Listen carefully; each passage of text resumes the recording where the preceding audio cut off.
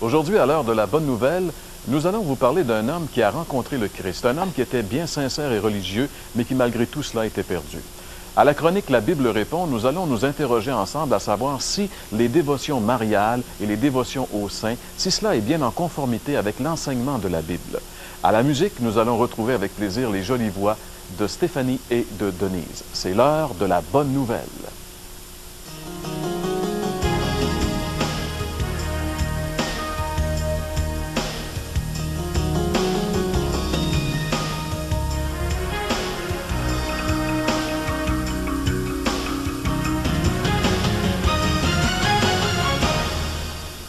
Bonjour et re-bienvenue à l'heure de la bonne nouvelle. Avec mes collègues Gaston Jolin et François Fréchette, nous allons à nouveau aujourd'hui découvrir ensemble dans la Bible l'histoire d'un homme qui a fait une découverte incroyable, qui a découvert le salut gratuit par la foi au Seigneur Jésus-Christ.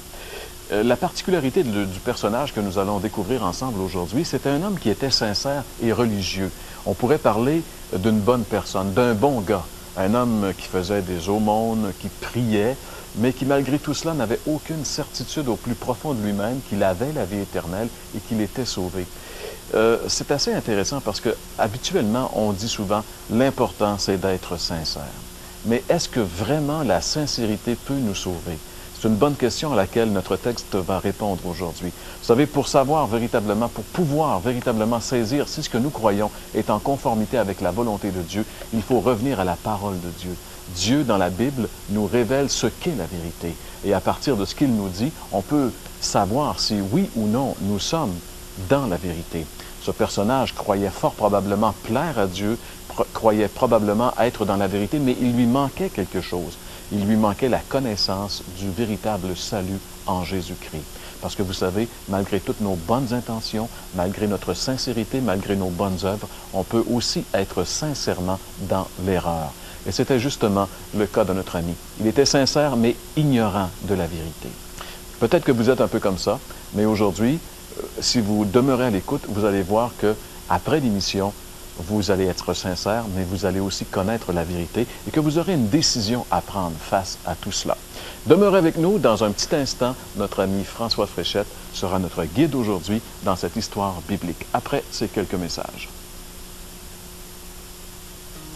Vous aimeriez approfondir les réflexions proposées dans cette émission? L'heure de la bonne nouvelle vous offre gratuitement un exemplaire du Nouveau Testament. Bonne nouvelle aujourd'hui, ainsi que le livre Ma destinée de O.J. Smith. En plus, un calendrier de réflexion quotidienne. Pour recevoir le tout, écrivez-nous ou faites-nous part de vos commentaires. L'heure de la bonne nouvelle, case postale 1054 Sherbrooke, J1H 5L3. Pour poursuivre votre réflexion, nous vous invitons à un déjeuner de l'espoir présenté partout en province. Téléphonez au numéro sans frais 1-877-L'Espoir, 1-877-537-7647 pour connaître les détails concernant l'endroit, la date et l'heure pour votre région. Notez, ces déjeuners ont lieu dans des endroits publics et vous sont offerts gratuitement.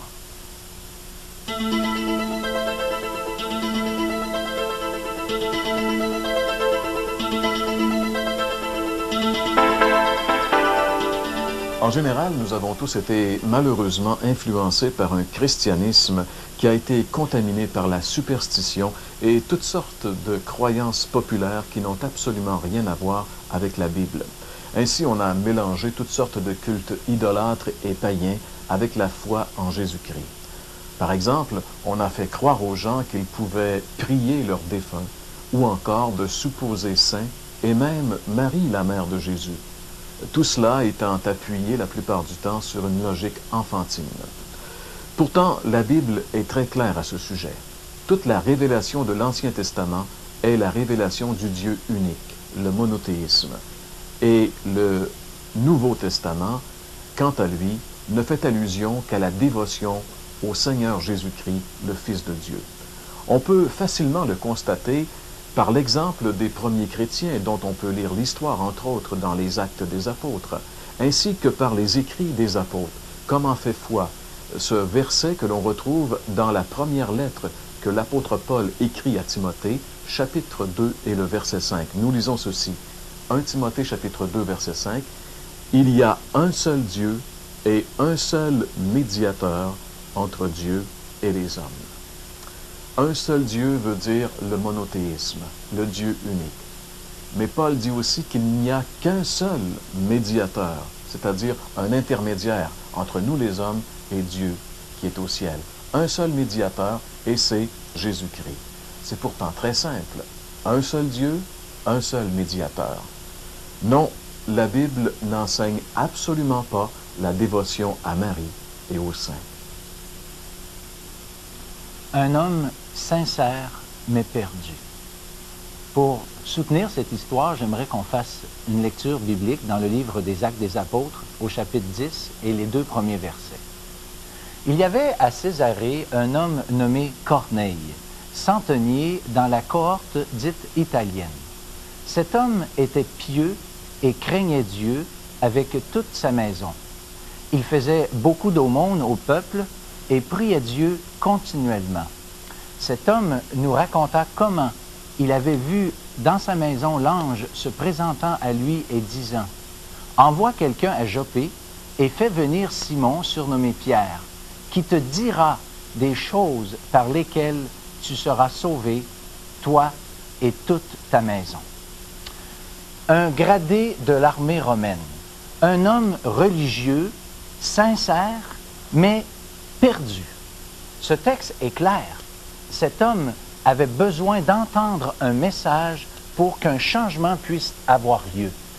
Est-il possible qu'une personne aussi vertueuse ne soit pas sauvée? Peut-être, peut-on dire, être religieux et finalement rejeté par le Seigneur? Ne dit-on pas que toutes les religions sont bonnes et qu'il s'agit d'être sincère? La pratique de la religion et des bonnes œuvres peut-elle remplacer une rencontre personnelle avec le Christ? L'histoire de cet homme va nous donner les réponses à ces importantes questions. D'abord, on va parler d'un cœur idéal. Cet homme avait un cœur idéal, un cœur bien disposé. Ce n'est pas ici l'idée de quelque mérite que ce soit, mais un désir sincère de connaître Dieu, donc ouvert au message que Dieu avait pour lui. Un cœur idéal parce que même si cet homme était religieux, il était pieux, il faisait beaucoup d'aumônes, ces choses n'étaient pas qu'une forme extérieure de sa religion. Il désirait lui-même sincèrement plaire à Dieu à sa façon, et on peut dire qu'il aimait le Seigneur. Il est indiqué qu'il craignait Dieu. Une expression peut-être étrange pour ceux qui ne sont pas familiers avec la Bible, mais cela veut simplement dire qu'il était animé par un saint désir de ne pas déplaire au Seigneur. Par exemple, des enfants qui craignent de déplaire à leurs parents. C'est l'idée de craindre Dieu, vouloir plaire à Dieu. Pour Corneille, cette crainte de Dieu s'est concrétisée par une conduite qui rendait honneur au Dieu d'Israël, sans toutefois qu'il en ait adopté les rites religieux. C'est-à-dire, il ne s'était pas, à proprement parler, converti à la religion juive. Il est dit aussi qu'il faisait beaucoup d'aumônes. Il semble avoir été détaché des richesses, puisqu'il est dit qu'il faisait beaucoup d'aumônes. Il est aussi indiqué qu'il priait beaucoup. Il est dit continuellement. On pourrait parler d'une vie caractérisée par la prière. Je pense qu'il y a 2 sortes de gens religieux. D'abord, ce que j'appelle la religion qui n'est qu'un simple calme conscience est accompagnée d'un manque plus ou moins marqué de sincérité. Je donne par exemple l'idée d'une personne assistant aux offices religieux avec une vie qui ne correspond en presque rien avec la moralité que préconise sa religion. On accomplit notre devoir religieux et une fois la semaine, et puis le reste de la semaine, on a une conduite tout à fait opposée à celle du dimanche, par exemple. Mais il y a aussi cette catégorie de personnes, ceux qui, à travers la pratique de leur religion, font une recherche sincère de Dieu et, pour cette raison, sont prêts d'écouter ce que Dieu a à dire. Ceux qui sont prêts d'écouter la parole de Dieu, en fait, sans craindre les hommes. Nous pouvons dire, sans doute, que Corneille était de cette race. de cette catégorie d'hommes, sa crainte de Dieu, sa piété, ses aumônes, ses prières en étaient la manifestation concrète. J'aimerais lire avec vous un autre verset du même chapitre 10 du livre des Actes au verset 7e. Il est dit qu'un ange était venu pour lui dire d'aller chercher Pierre. Et écoutez ce que ça dit. Dès que l'ange qui lui avait parlé fut parti, Corneille appela 2 de ses serviteurs. Sans discuter, il a promptement obéi au peu qu'il savait et a entrepris sans hésitation la démarche pour en savoir davantage. J'aimerais lire à nouveau le verset 24 du même chapitre 10 du livre des Actes des Apôtres. Corneille les attendait et avait invité ses parents et ses amis intimes. Voyez-vous, il a voulu partager avec son entourage. Il n'a pas eu peur des qu'en dira-t-on. J'aimerais ajouter encore le verset 33. Voyez ce qu'il dit. Maintenant donc, nous sommes tous devant Dieu pour entendre tout ce que le Seigneur a ordonné de dire. Devant Dieu. C'était le message de Dieu dont Pierre était le porte-parole. Voilà l'attitude qu'il nous faut prendre devant la lecture des Saintes Écritures, devant Dieu, le message de Dieu, pour entendre tout, pas seulement ce qui fait notre affaire, pas seulement ce avec quoi, par exemple, je suis d'accord, mon idée, votre idée, Dieu ne sait qu'en faire. La question que vous devez vous poser est celle-ci. Suis-je prêt ou prête à écouter ce que Dieu a à me dire aujourd'hui, dans sa parole? Suis-je prêt de le faire? Corneille, lui, avait cette disposition de cœur. Il avait ce cœur idéal pour une rencontre avec le Christ. J'aimerais faire remarquer que parmi ceux qui ont rencontré le Christ, qui ont même été témoins de résurrection, mais qui n'avaient pas cette disposition de cœur, ont été parmi ceux qui ont rejeté le Christ. Un cœur idéal, c'est-à-dire un cœur sincère et prêt d'écouter, non seulement est une bonne chose, mais est nécessaire pour répondre à l'appel de Dieu. Notre prière à Dieu, c'est qu'il vous donne à vous un cœur idéal pour entendre sa parole. Maintenant, dans ce texte, nous avons aussi un message idéal. Essentiellement, ce message a 2 volets. Premièrement, sur l'identité de Jésus-Christ et, en second lieu, ce qu'il pouvait faire, ce Jésus-Christ, pour Corneille et ce qu'il peut faire pour vous aujourd'hui. Premièrement, dans les versets 37 à 42, que vous pourrez lire vous-même, eh bien, il est indiqué que le Christ a fait certaines choses. Il est question de ses guérisons, il est question de sa puissance sur le diable, sa puissance sur la mort, et il est même question de sa propre résurrection. Plusieurs disciples, témoins de ces choses, ont reçu l'ordre d'attester ce qui suit. Et nous allons lire ensemble encore dans le même chapitre et au verset 42 ce qui suit. Et Jésus nous a ordonné de prêcher au peuple et d'attester que c'est lui qui a été établi par Dieu, juge des vivants et des morts.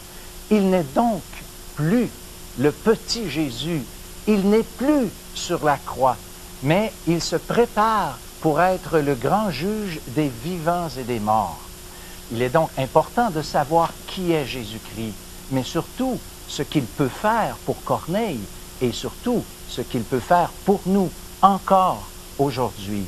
On ajoute encore un texte de la parole de Dieu, le verset 43, toujours dans le même chapitre. Tous les prophètes rendent de lui le témoignage que quiconque croit en lui reçoit par son nom le pardon des péchés. Le Seigneur Jésus-Christ a non seulement le pouvoir de juger les pécheurs, mais aussi le pouvoir de pardonner aux pécheurs. La seule condition indiquée dans le texte est simplement la foi, en échange de laquelle Dieu promet le pardon des péchés.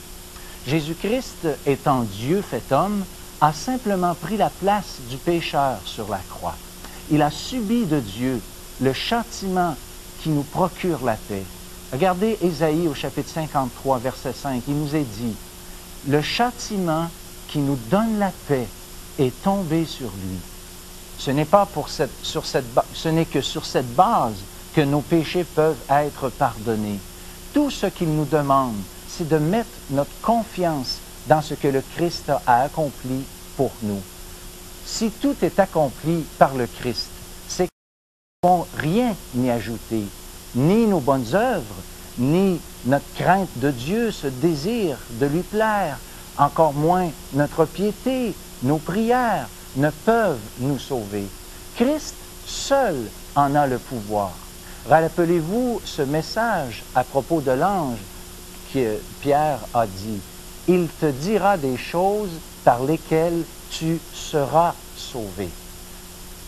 Ce message a eu, dans l'histoire qui nous occupe, un résultat idéal. On lit encore dans le même chapitre, versets 44, 45 et aussi le verset 48.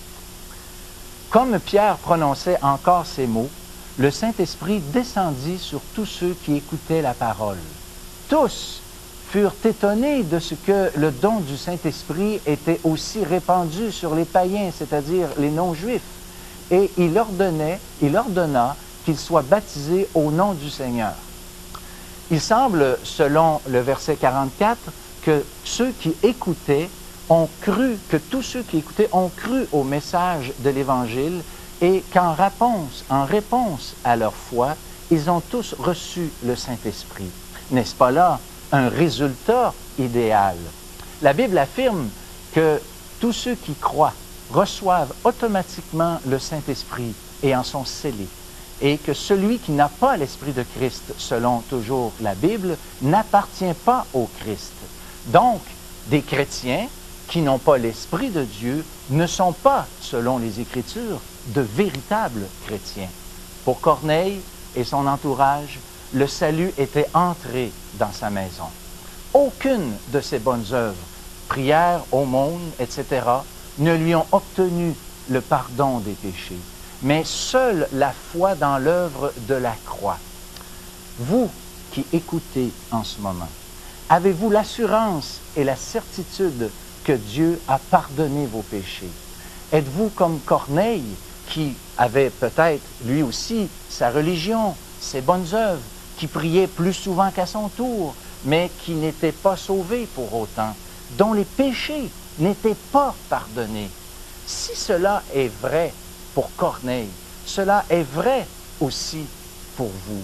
Je vous encourage de laisser tout préjugé religieux de côté et faire comme Corneille, c'est-à-dire de vous mettre devant Dieu, devant sa parole, et cessez de croire, comme vous l'avez toujours fait, probablement jusqu'à présent, cessez de croire que votre religion, vos bonnes œuvres, toutes ces choses ne peuvent jamais enlever un seul de vos péchés. Restez avec nous. Nous vous dirons comment accepter et recevoir et accomplir une rencontre personnelle avec le Christ.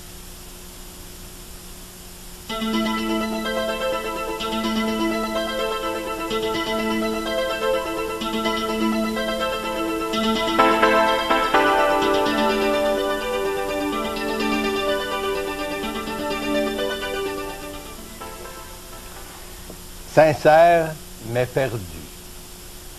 Cet homme Corneille avait un cœur, comme on vient de l'entendre, un cœur qui était sensible à Dieu, un cœur qui était disposé à obéir à Dieu, un homme qui avait soif de connaître Dieu de façon plus personnelle, plus intime. Oui, cet homme avait cette soif de Dieu. Et peut-être qu'aujourd'hui, après avoir entendu ce message de la parole de Dieu, de notre ami, vous aussi, vous dites, moi aussi j'aimerais connaître Dieu de façon plus intime, plus personnelle. Alors à tous ceux aujourd'hui qui ont entendu vraiment l'appel de Dieu, parce que à travers la parole, Dieu nous parle. La révélation de la parole est claire. Elle nous transmet le message de Dieu et l'appel du Sauveur. Alors, si c'est là votre cas, cher ami, est-ce que vous êtes prête, comme Corneille, par exemple, à vous soumettre à la volonté de Dieu, à l'appel de Dieu? Est-ce que vous êtes prête à obéir au Seigneur? Parce qu'après tout, la conversion, c'est vraiment un engagement qu'on prend avec le Seigneur. C'est un peu comme un mariage. Un mariage, vous savez, c'est vraiment un engagement qui nous lie à vie. Bien, la conversion, c'est comme ça. Et c'est comme ça qu'on peut vraiment connaître Dieu d'une manière plus personnelle. Il faut l'inviter. Il faut lui dire, oui, Seigneur, je suis prête à t'accueillir comme mon sauveur. Je suis prête à me soumettre à ta volonté, à ton désir, et je veux que tu viennes vraiment vivre ta vie en moi. Je t'ouvre mon cœur, je t'accueille comme mon sauveur. Je veux commencer, oui, je veux commencer à cheminer avec toi, Seigneur.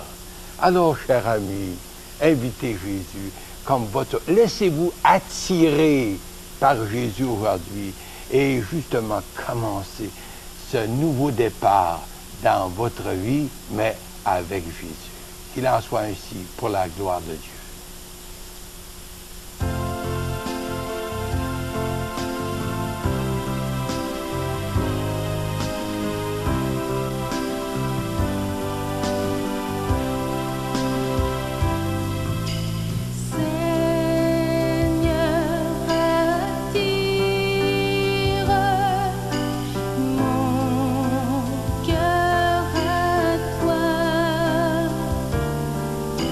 Show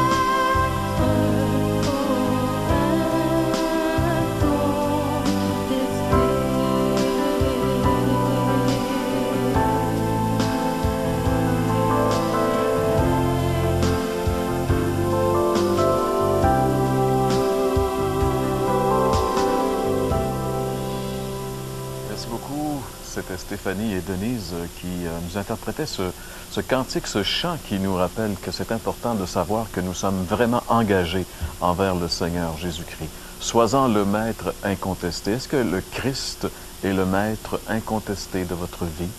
Est-ce que vous pouvez maintenant affirmer véritablement que le Christ, que Jésus est le maître de votre vie? Vous savez que si on ne peut pas le dire, on ne peut pas dire non plus qu'on est vraiment chrétien. C'est ce que la Bible affirme.